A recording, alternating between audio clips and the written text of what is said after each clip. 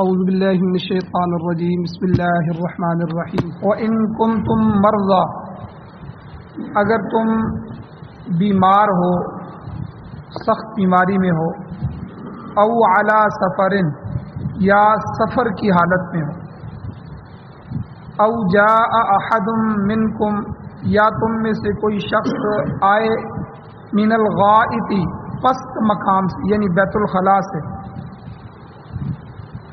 او لامستم النساء یا تم نے عورتوں کو چھوا ہو، تو ان ساری حالتوں میں فلم تجدوا ماء پھر تم پانی نہ پاؤ، فتیمموا پس ارادہ کر لو، سعیدن طیبا پاک زمین کا، یعنی تیمم کر لو پاک مٹی کے ساتھ طہارت حاصل کرنے کے لیے۔ اس کا طریقہ کیا ہے؟ فمسحوا پس تم ملو مٹی کو، مٹی والے ہاتھوں کو، بوجوہکم اپنے چہروں کے ساتھ، وایدیکم اور اپنے ہاتھوں کو۔ ان اللہ کان عفوا غفورا بے شک اللہ تعالیٰ بہت معاف کرنے والا اور بخشش کرنے والا ہے۔ سورۃ النساء کی آیت نمبر 43 کا دوسرا نصف حصہ آج بیان ہوا ہے۔ اس پوری آیت کا آدھا حصہ پہلے بیان ہوا، اس کے 2 درس گزر چکے ہیں۔ اسی آیت کے تسلسل میں آگے اسی کا دوسرا حصہ آج بیان۔ سب سے پہلے ربط آیات ہے کہ آیت کی ابتدا میں، اس سے پچھلے حصے میں اللہ تعالیٰ نے 2 حالتوں میں نماز پڑھنے کی ممانعت فرما دی کہ 2 حالتیں جب بندے پر طاری ہوں تو ان حالتوں میں بندے نے نماز کے قریب نہیں آنا۔ یا ایھا الذین آمنوا لا تقربوا الصلاۃ، تم نماز کے قریب بھی نہ ہو۔ ایک تو وانتم سکارا، نشے کی حالت، جب تک تم نشے میں ہو، نشہ غالب ہو اور نشہ اترے نہیں، اس وقت تک نماز نہ پڑھنا، نماز شروع نہ کرو، کیونکہ انسان کے جو ہوش و حواس ہیں، انسان کی عقل شراب اور اس طرح کے نشے سے زائل ہو جاتی ہے، اور نماز میں عقل کا ہونا ہی ضروری ہے، دل کا توجہ کے ساتھ اللہ کی طرف متوجہ ہونا ضروری ہے۔ تو جب یہی غافل ہو جائیں گے تو پھر نماز میں کھڑے ہونے کا فائدہ کیا ہے؟ تو اس لیے اللہ کے دربار میں اللہ سے مناجات کرنا، یہ نماز، یہ جو ہے نشے کی حالت میں جائز ہے۔ اور دوسری حالت ولا جنوبن، جب تم جنابت کی حالت میں، جب تک غسل کر نہ لیا جائے اس وقت تک تم مسجد میں داخل ہو، نماز نہ پڑھو۔ اب یہ 2 حالتیں تو اللہ تعالیٰ نے اسی آیت کے پہلے حصے میں بیان فرما دی، اس کے جو تفصیلی احکام ہیں وہ پیچھے گزر چکے ہیں۔ اب آج کے درس میں اللہ تعالیٰ نے عبوری دور کے لیے طہارت حاصل کرنے کا طریقہ بتایا کہ جب تک پانی میسر نہ ہو تو تیمم کر کے نماز پڑھ لیں۔ یعنی ایک تو طہارت کا ذریعہ ہے پانی، کہ بندہ پانی سے جو ہے وہ پاکی حاصل کرے، اللہ تعالیٰ نے پانی کو پاکی کا ذریعہ بنا دیا۔ اسی طرح اللہ تعالیٰ نے مٹی کو بھی پاکی کا ذریعہ بنایا۔ کتنے برتن جو ہے وہ حدیث میں آتا ہے، کتا برتن میں منہ ڈال دے، اس برتن کو مٹی سے پاک کرو، اور کتنی چیزیں ہیں جن کو مٹی سے پاک کیا جاتا ہے۔ تو اگر ایک چیز نہیں مل رہی تو دوسری چیز سے طہارت حاصل کرو۔ اور یہ مسئلہ ہمیں یہاں نہیں سمجھ آئے گا، کیونکہ یہاں موٹریں لگی ہوئی ہیں، پمپ لگے ہوئے ہیں، اور ہماری ہر وقت جو ہے وہ پانی سے برتن بھرے رہتے ہیں اور خوب پانی استعمال کرتے ہیں۔ یہ آپ چولستان کے علاقوں میں یا تھر کے علاقوں میں چلے جائیں، جہاں ان کے لیے ایک گھونٹ پانی پینے کے لیے بھی نہیں، پورے علاقوں کے علاقے سینکڑوں کلومیٹر کا علاقہ ہے، اور یہ پیچھے جو سیلاب سے پہلے ان کے لیے جو عذاب آیا تھا چولستان میں، ان کے جانور مر رہے تھے، کہ وہ جو یعنی پورا گاؤں ہے، اس پورے گاؤں کے لیے ایک جوہڑ، ایک تالاب بنا ہوا ہے، اسی تالاب میں بارش ہوتی ہے تو پانی بھر جاتا ہے، بس اسی میں سے کتے بھی پی رہے ہیں، اسی میں سے جانور بھی پی رہے ہیں، اسی میں سے انسان بھی پی رہے ہیں، کیا کرے، اس کے علاوہ پانی نہیں۔ یہ پانی کی قدر جو ہے نا وہاں جا کے انسان کو آتی ان علاقوں میں، پھر پتہ چلتا ہے کہ بھئی ہم نے غسل کرنا ہے اس پانی کے ساتھ، وضو کرنا ہے یا ہم تیمم کریں۔ تو اس لیے بہرحال اللہ تعالیٰ نے، چونکہ زمین اللہ نے بنائی ہے، زمین کے مختلف حصے، اب وہاں یہاں تو زمین کے اوپر والے حصے میں اللہ نے پانی رکھ دیا، اور وہاں 1200 1300 1400 فٹ پہ بھی نیچے پانی نہیں آتا، یعنی 1200-1300 فٹ کا مطلب یہ ہے کہ 1.5 کلومیٹر نیچے زمین میں چلے جائیں تو وہاں بھی پانی نہیں نکلتا۔ تو اس لیے مختلف زمینیں، مختلف علاقے اللہ نے بنائے ہیں، تو اس لیے اللہ نے کسی کو خالی نہیں چھوڑا کہ بھئی وہاں آپ نے نماز پڑھنی ہے تو اب طہارت کیسے حاصل کریں۔ تو اس لیے طہارت کا دوسرا طریقہ تیمم کا ہے، جو آج کی آیات میں اللہ تعالیٰ نے تفصیلاً اس کا تذکرہ فرمایا۔ اب آیت کے اس حصے میں اللہ تعالیٰ نے تیمم کا طریقہ بیان فرمایا۔ حضرت شاہ ولی اللہ محدث دہلوی رحمۃ اللہ علیہ فرماتے ہیں کہ پانی سے طہارت حاصل کرنا اور تیمم یعنی مٹی سے طہارت حاصل کرنا اور خوشبو لگانا، یہ سب طہارت میں شمار ہوتے ہیں کہ اچھے انسان، اچھی فطرت والے خوشبو کو پسند کرتے ہیں، خوشبو لگاتے ہیں۔ نبی علیہ السلام کی سنتوں میں سے ایک سنت خوشبو لگانا ہے، تو اس لیے پاکیزگی، انسان پاک رہے تو اس پاکیزگی کو حاصل کرنا جو ہے یہ طہارت کہلاتی ہے۔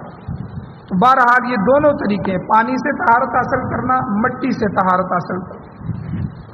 اب ان میں سے جو پانی سے طہارت حاصل کی جاتی ہے، پانی سے کپڑا پاک کیا جاتا ہے، پانی سے بدن پاک کیا جاتا ہے، پانی سے چہرہ ہاتھ منہ دھویا جاتا ہے، تو یہ تو امر طبعی ہے، طبیعت یہ چاہتی ہے کہ میں پانی سے صاف ہوں، اور ہر شخص اس پانی کے اثرات کو محسوس کرتا ہے۔ کیونکہ پانی جو ہے یہ میل کچیل کو اتارنے والا ہوتا ہے، صاف کرنے والا ہوتا ہے، جسم کی نجاست کو دور کرتا ہے۔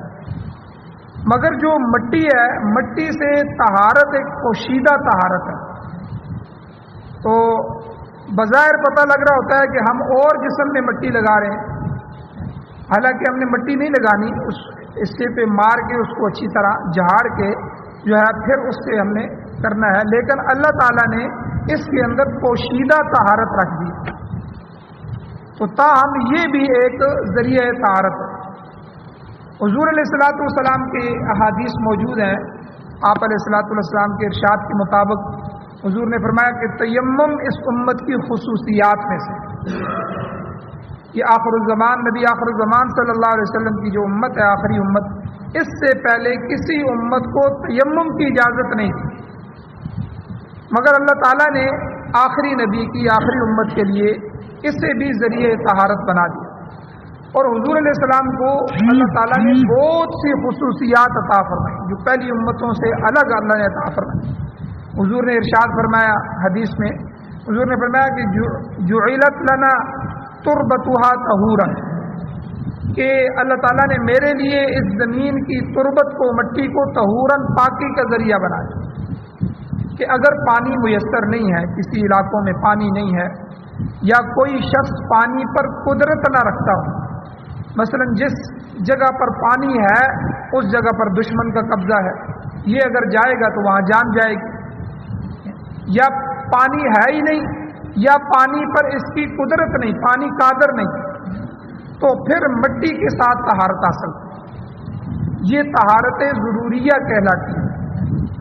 تاہم طہارت کا جو فطرتی طریقہ ہے وہ پانی ہے، فطرت یہ چاہتی ہے، طبیعت یہ چاہتی ہے کہ پانی ہو اور میں اس سے طہارت حاصل کروں، اسی لیے پانی کے ہوتے ہوئے تیمم نہیں ہو سکتا۔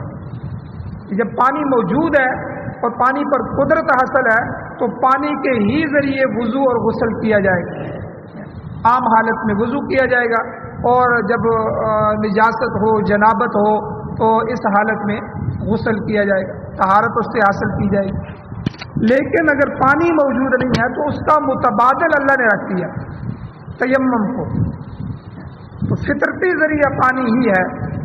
تو حضور نے فرمایا جعلت لنا، اللہ نے مجھے یہ خصوصیت عطا فرمائی ہے کہ اللہ نے ہمارے لیے تربت ہوا اس زمین کی تربت اور مٹی کو طہوراً پاکی کا ذریعہ بنا دیا۔ اور اللہ تعالیٰ نے اس پانی کی صفت بھی قرآن مجید میں بیان فرمائی۔ اللہ تعالیٰ خود کہتے ہیں وَأَنزَلْنَا مِنَ السَّمَاءِ مَاءً طَهُورًا، کہ ہم نے آسمان سے پانی اتارا، اور پانی بھی کون؟ پاک پانی، ماءً طہورا، پاکیزہ پانی۔ یعنی علماء نے یہاں اس میں لکھا ہے کہ پاکیزہ کا مطلب یہ ہے کہ یہ خود بھی پاک ہے اور دوسری چیزوں کو بھی پاک کر دیتا ہے۔ پانی خود بھی جو آسمان سے اللہ تعالیٰ نے اتارا ہے، اور وہی پانی زمین میں جاتا ہے، زمین سے پھر نکلتا ہے، تو یہ سارا پانی خود بھی پاک ہے، اور ہر چیز کو، جس کو بھی آپ جسم کو پاک کرنا چاہیں تو جسم کو بھی پاک کرے گا، کپڑے کو پاک کرے گا، برتنوں کو پاک کرے گا، وغیرہ وغیرہ جتنی بھی چیزیں ہیں، تو یہ طہارت کا ذریعہ ہے۔ اور جب پانی میسر نہ ہو تو پھر میں نے جیسے پہلے بیان کیا کہ وقتی طور پر مٹی بھی ذریعہ طہارت بن جاتی ہے۔ ہاں بعض اوقات ایسا ہوتا ہے کہ پانی کی موجودگی کے باوجود مٹی ذریعہ طہارت ہے۔ ایک تو میں نے کہا کہ پانی موجود ہو تو مٹی کو ہم استعمال نہیں کر سکتے، تیمم نہیں کر سکتے، لیکن بعض اوقات یہ صرف چند مسائل کے لیے کہ پانی موجود ہے لیکن اس کی موجودگی میں ہی مٹی سے ہی چیزوں کو صاف کیا جاتا ہے، مٹی ذریعہ طہارت۔ مثلا اگر جوتے پر نجاست لگ جائے، جوتا، تو جوتے کو مٹی کے ساتھ کھرچنے سے اس کی نجاست دور ہو جائے گی اور جوتا پاک ہو جائے گا۔ شرط یہ ہے کہ نجاست جوتے کے اندر جذب نہ ہو جائے۔ کئی جوتے ایسے ہوتے ہیں نرم کہ وہ نجاست کو کھینچ لیتے ہیں۔ آپ کسی نالے کے پاس سے گزرے ہیں، نالا والا پانی ہے یا پیشاب ہے یا کوئی ایسی چیز ہے تو جو ناپاک ہے، اگر وہ اس نے چوس لی ہے، جوتے نے اس کے اندر چلی گئی ہے، تو پھر جو ہے اس کو اندر تک دھونا ضروری ہے۔ اگر جیسے عام طور پر جوتے مضبوط ہوتے ہیں، نجاست اندر تک داخل نہیں ہوتی، تو جوتے کے اندر جذب نہیں ہوتی، تو ایسے جوتے کو مٹی کے اوپر رگڑنے سے ہی وہ جوتا پاک ہو جاتا ہے۔ اور اسی طرح موزے ہیں، موزہ بندے نے پہنا ہوا، آئینہ ہے جس میں شیشہ آدمی جس کو دیکھتے ہیں، تلوار ہے، چھری ہے، یہ وغیرہ وغیرہ، یہ جو ٹھوس قسم کی چیزیں ہیں، ان کو نجاست لگ جائیں تو مٹی ملنے سے پاک ہو جاتی ہے۔ گویا کہ مٹی بھی ایک ذریعہ پاکیزگی ہے، ذریعہ طہارت۔ تو بہرحال حضور علیہ الصلوۃ والسلام نے ایک تو تیمم کو اس امت کی خصوصیات میں سے فرمایا، اور دوسری اس امت کی خصوصیت کیا ہے؟ حضور نے فرمایا جعلت لی الارض مسجدا، میرے لیے پوری زمین کو مسجد بنا دیا۔ یعنی جہاں بھی جو آدمی نماز پڑھے گا وہ مسجد سے مراد سجدہ گاہ ہے۔ ایک تو یہ مسجد ہوتی ہے، یہ مسجد تو مخصوص ہوتی ہے اور یہ اللہ کے لیے وقف ہو جاتی ہے، یہ پھر اس کا کوئی مالک نہیں رہتا۔ انہی مسجدوں کو اللہ تعالیٰ قیامت والے دن اوپر اٹھا لیں گے۔ ایک تو یہ مسجد ایک تو عربی میں جس کا معنی ہوتا ہے سجدہ گاہ، یعنی ہماری نماز، اگر کوئی آدمی زمیندار ہے، زمین میں ہل چلا رہا ہے اور دور ہے، وہ آ کر اپنے علاقے میں نماز پڑھ کے پھر نہیں جا سکتا، مسائل ہیں، تو ایسی صورت میں وہاں ہی کھڑے ہو جائیں بھائی، اسی بننے پہ، اسی جو ہے وہ صاف پاک جگہ پہ، تو شرط یہی ہے کہ وہ اس کی جگہ پاک ہو، تو اسی زمین پہ کھڑے ہو جائیں۔ اللہ نے ان کو سجدہ گاہ بنا دیا۔ تو سابقہ جو امتیں تھیں، پہلی امتیں، ان کے لیے صرف عبادت اپنے عبادت خانوں میں ہی کی جا سکتی، یعنی وہ جہاں بھی ہوتے تھے، سفر میں جا رہے ہوتے تھے۔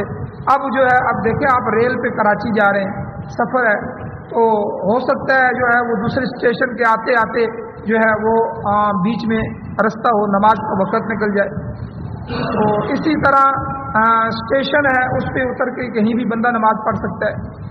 تو یعنی اللہ تعالیٰ نے پہلی امتوں پر یہ تھا، ان پر یہ لازم تھا کہ وہ جہاں بھی ہوں گے، اب وہ اترتے اور جا کے شہر میں یا جس جگہ بھی اپنی مسجد دیکھتے تو پھر اس مسجد میں جو ہے وہ نماز پڑھتے، پھر واپس آتے اور سفر شروع کرتے۔ تو یعنی کتنی مشقت تھی۔ اللہ تعالیٰ نے اس امت پر یہ بھی اعزاز فرمایا، حضور نے فرمایا کہ یہ خصوصیت بھی اللہ نے اس امت کو عطا فرما دی ہے کہ اللہ نے میرے لیے زمین کو سجدہ گاہ بنا دی، تو جہاں بھی چاہیں جو ہے پاک جگہ پر نماز شروع کر سکتے ہیں۔ تو ویسے جو مسجد کو آباد کرنا ہے یہ ضروری ہے، اسی لیے جو جماعت کی نماز ہے یہ جو ہے یہ واجب ہے. تو جماعت کی نماز، ایک تو آدمی نماز پڑھتا ہے گھر میں پڑھ لیتا ہے، اس آدمی کی نماز گھر میں نہیں ہوتی تو اس کا ثواب کامل نہیں ہوتا. فرض سر سے اتر جائے گا، فرض ادا ہو جائے گا، لیکن نماز کا کامل ثواب. اور حدیث میں بھی فرمایا گیا، حضور نے فرمایا جو گھر میں نماز پڑھی جاتی ہے اس کا ایک نماز کا ثواب. تو یعنی کسی درجے میں قبول بھی ہو جاتی ہے لیکن ایک نماز کا ثواب ہے. جو مسجد میں آ کے پڑھتا ہے 25 درجے ثواب ہے، تو یعنی 25 نمازوں کا ثواب اللہ تعالیٰ مسجد میں.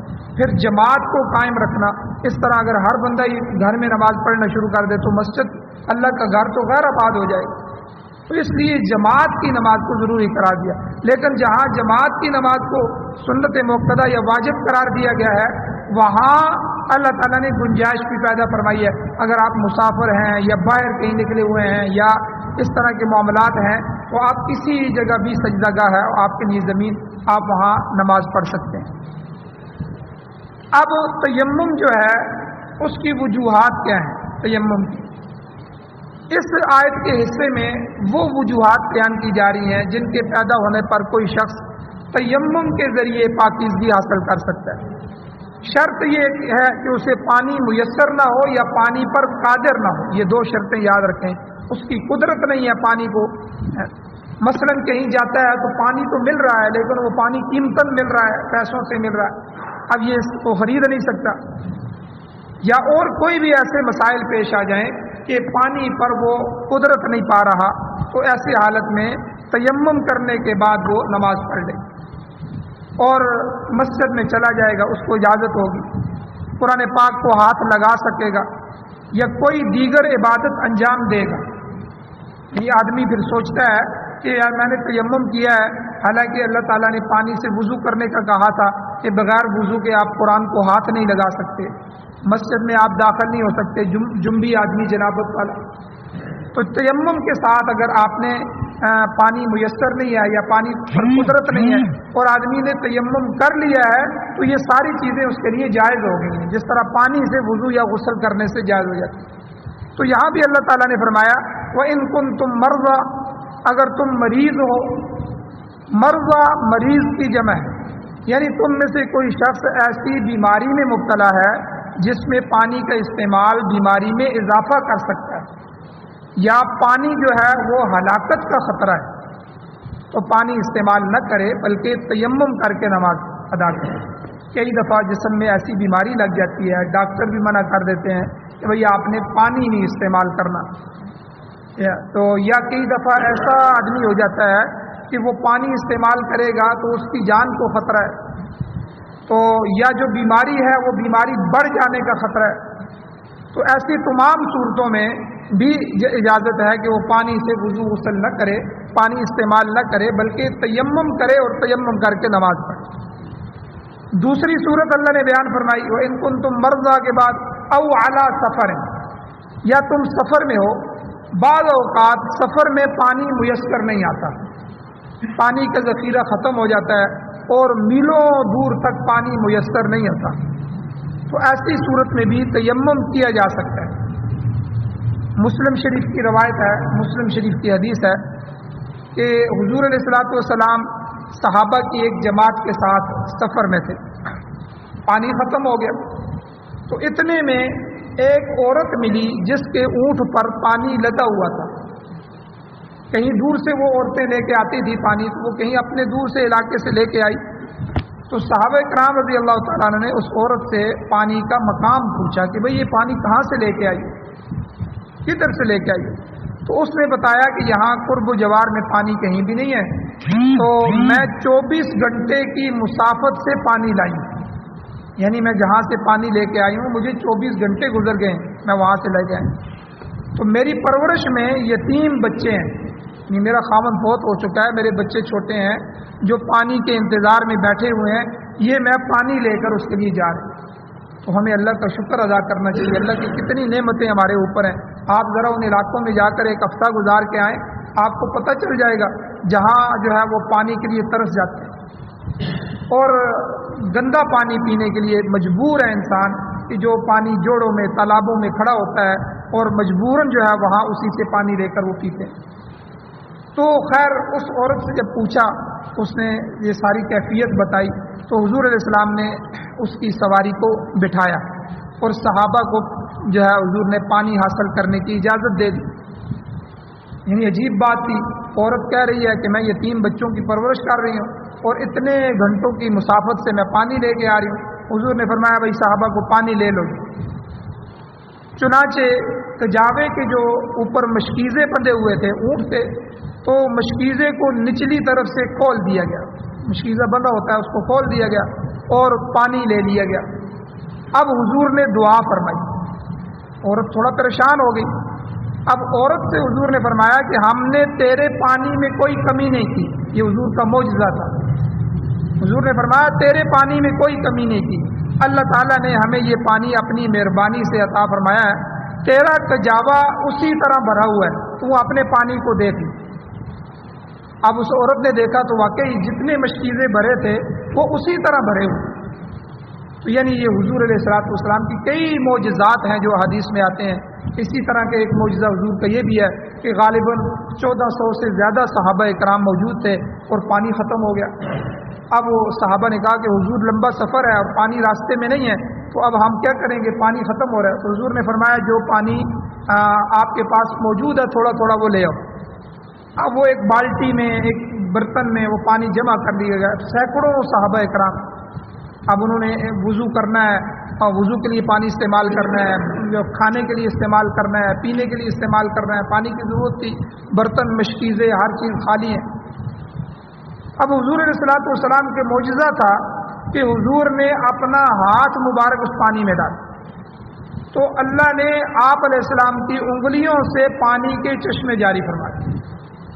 یہ حضور کا معجزہ حدیث میں آتا ہے. تو اب وہ برتن بھر گیا اور صحابہ اسی برتن میں سے پانی لے رہے ہیں. سارے صحابہ نے وضو بھی کر لیا اور جتنے بھی برتن تھے، مشکیزیں تھے، وہ سارے بھر لیے اور پانی اسی طرح جاری. پھر حضور علیہ السلام نے ہاتھ اٹھایا، اللہ تعالیٰ نے اس پانی کو بند فرما دیا. تو یہ واقعات حضور کے، ان کو معجزات کہتے ہیں. اور اگر یہی واقعہ کسی اللہ والے کے ہاتھ پہ ہو جائے تو اس کو کرامت کہتے ہیں.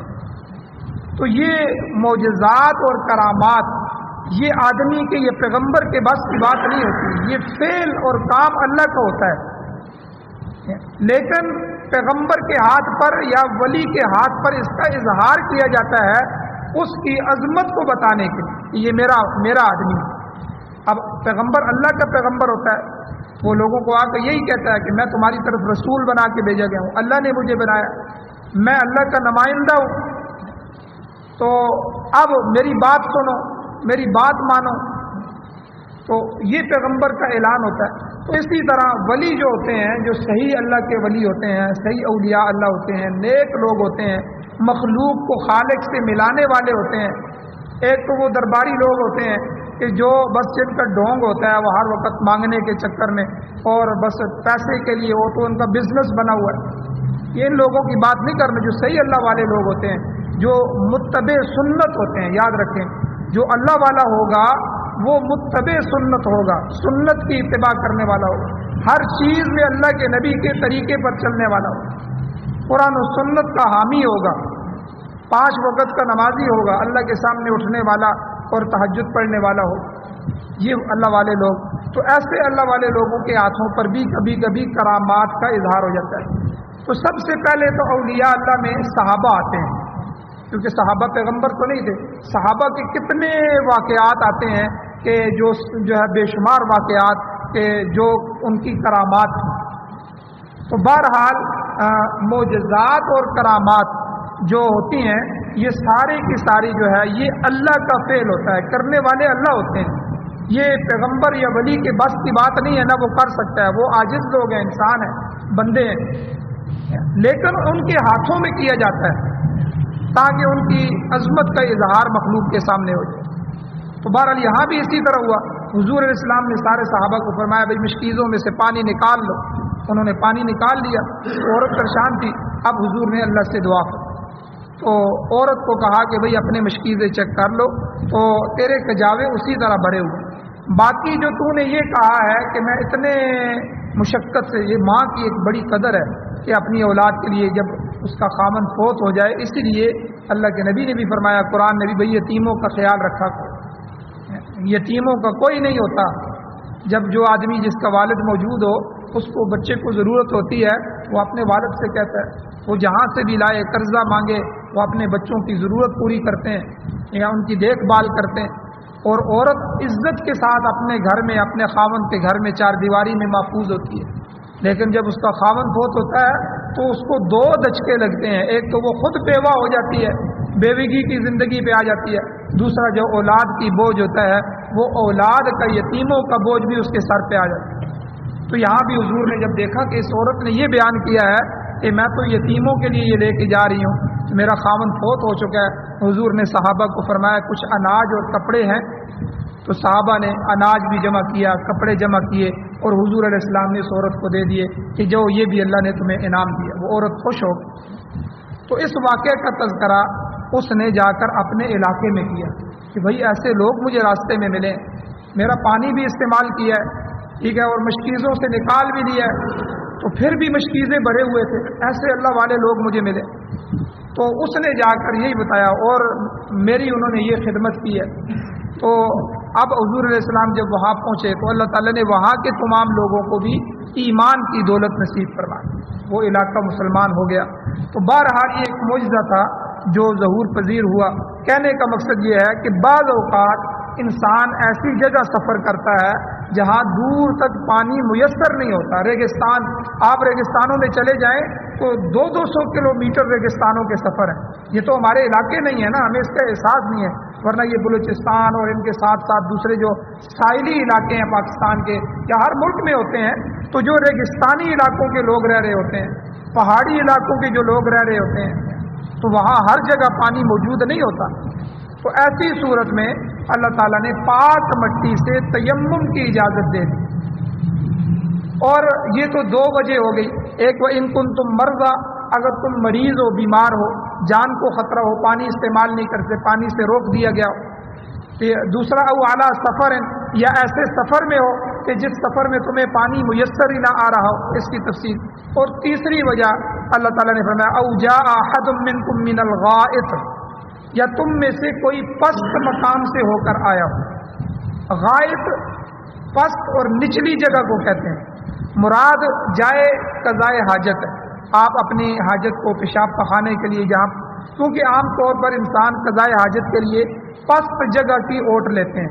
یہ تو ابھی 20 سال ہو گئے, 15, 20, 30 سال کے گھروں میں واش روم بنانے شروع ہو گئے ہیں. اور پہلے بھی جب بننے شروع ہوئے تھے تو گھر کے کونے میں بناتے تھے. حالانکہ پہلے لوگ فصلوں میں جاتے تھے, باہر جاتے تھے, باہر پیشاب پخانا کرتے تھے. اس میں آدمی نچلی جگہ پہ جاتا ہے, ٹھیک ہے, جو پردے والی جگہ ہو, ٹھیک ہے, نچلی جگہ ہو جہاں پردہ ہو جائے, وہاں جا کے پیشاب پخانا کرتا ہے, اپنی قضائے حاجت کرتا ہے. تو یہ ایک بیماری آ گئی ہے, ٹھیک ہے, کہ اب گھروں میں بننے شروع ہوئے تو گھر کے کونے میں بنتے تھے. ہمیں یاد ہے کہ وہ عجیب بات تھی کہ گھروں میں واش روم, اور پھر جب پہلے شروع میں بنے تھے تو صرف عورتیں استعمال کرتی تھی, مردوں کو اجازت نہیں تھی, مرد پھر بھی باہر جاتے, کہ مردوں نے بھی گھر میں شروع کر دیا.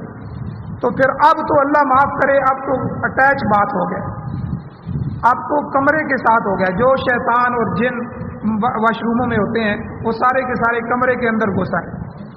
اب سہولت تو ہوئی ہے, بہرحال منع بھی نہیں ہے شرعاً, لیکن مناسب بھی نہیں ہے, ممانعت بھی نہیں ہے شرعاً کہ اس کو منع کر دیا گیا ہو, لیکن ممانعت بھی نہیں ہے, مناسب بھی نہیں ہے. تو بہرحال پہلے زمانے میں, اب ہمیں یہ بات اتنی جلدی نہیں سمجھ آئے گی, ہماری نئی نسل کو تو بالکل نہیں سمجھ آئے گی, لیکن عربوں کے اندر یا آج سے 20-30 سال پہلے لوگ قضائے حاجت کے لیے باہر جاتے تھے. اس لیے قرآن مجید نے الفاظ بھی وہی استعمال کیے ہیں, او جاء احد منکم من الغائط, یا تم میں سے کوئی پست مقام پہ چلا جائے. تو قضائے حاجت کے لیے اس کی اوٹ لے لے کہ کسی پست جگہ کی, تاکہ نظر نہ آئے. تو بہرحال اس کا معنی یہی ہے استفراغ عن البول والبراز, یعنی بول و براز سے فراغت ہو تو قضائے حاجت کے بعد اگر پانی میسر نہیں ہے تو تیمم کر کے بھی نماز ادا کی جا سکتی.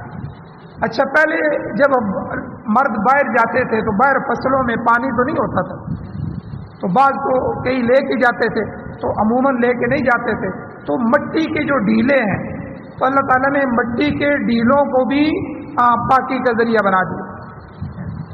تو بہرحال یہ تیسری وجہ اللہ نے یہاں بیان فرمائی ہے، اگر تم میں سے کوئی پیشاب پخانے کے لیے قضاء حاجت کے لیے جاتا ہے اور اسے جو ہے وہ پانی نہیں ملتا تو اللہ تعالیٰ نے اس صورت میں بھی جو ہے وہ مٹی کو طہارت کا ذریعہ بنا دیا۔ اور تیمم کے جواز کی چوتھی وجہ او لامستم النساء، یا تم نے عورتوں کو چھوا ہو۔ اب اس میں تھوڑی سی تفصیل ہے، انشاءاللہ کل کے درس میں بیان کی جائے گی۔ اللہ تعالیٰ سے دعا ہے اللہ ہمیں عمل کی توفیق عطا فرمائے۔ آمین۔ الحمدللہ رب العالمین والعاقبۃ للمتقین، والصلاۃ والسلام علی رسولہ النبی الأمی الکریم۔ اللهم ربنا آتنا فی الدنیا حسنۃ وفی الآخرۃ حسنۃ وقنا عذاب النار۔ یا اللہ ہماری کمیوں کو تہیوں کو معاف فرمائیے، درگزر فرمائیے، اس کبیرہ کبیرہ گناہوں کو معاف فرمائیے۔ یا اللہ قرآن و سنت کو پڑھنے پڑھانے، سننے سنانے، سمجھنے سمجھانے اور اس کی اشاعت کرنے کی توفیق عطا فرمائیے۔ پاکستان سمیت پوری دنیا میں قرآن و سنت کا قانون نصیب فرمائیے، قرآن و سنت کو بطور آئین، بطور دستور، بطور ضابطۂ حیات نصیب فرمائیے۔ امارت اسلامیہ شریعہ خلافت راشدہ کا قیام نصیب فرمائیے۔ یا اللہ جو بیمار ہیں ان کو شفا عطا فرمائیے، جو ایمان کی حالت سے اس دنیا سے جا چکے ہیں یا اللہ ان سب کی بخشش فرمائیے۔ صلی اللہ تعالی علی خیر خلقہ محمد وآلہ وصحبہ اجمعین برحمتک یا ارحم الراحمین۔